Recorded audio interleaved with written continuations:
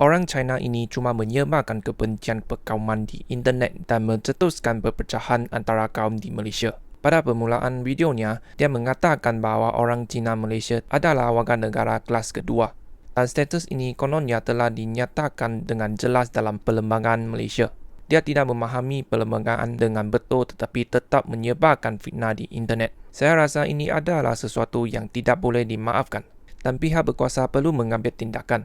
Bukan kerana dia seorang rakyat China atau orang asing, maka dia boleh sewenang-wenangnya menyebarkan kebencian perkauman di internet dan mengganggu hubungan antara kaum di Malaysia.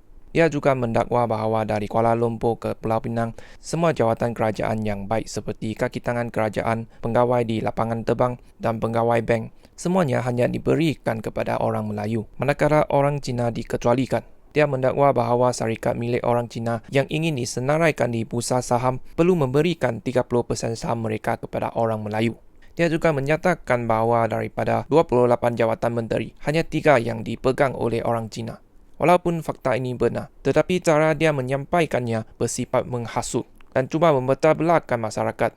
Perkara yang paling melampau adalah apabila dia mendakwa bahawa Malaysia sentiasa melaksanakan tindakan anti-Cina. Dia mengatakan bahawa hampir setiap kali ada perayaan orang Melayu, akan ada orang Melayu yang menyuruh untuk menyerang orang Cina. Dia juga mendakwa bahawa pada tahun 2015, Perdana Menteri ketika itu, Najib Razak, membiarkan orang Melayu menyerang, merosakkan dan mencederakan orang Cina di Petaring Street. Katanya, akhirnya Duta Besar China terpaksa campur tangan untuk menyelesaikan isu ini. Malah, pada hari itu, kapal perang China kononnya muncul di perairan Malaysia. Maksud tersirat yang cuba disampaikan ialah Malaysia takut kepada China. Dan oleh sebab itu, Malaysia tidak berani bertindak ke atas orang Cina Malaysia.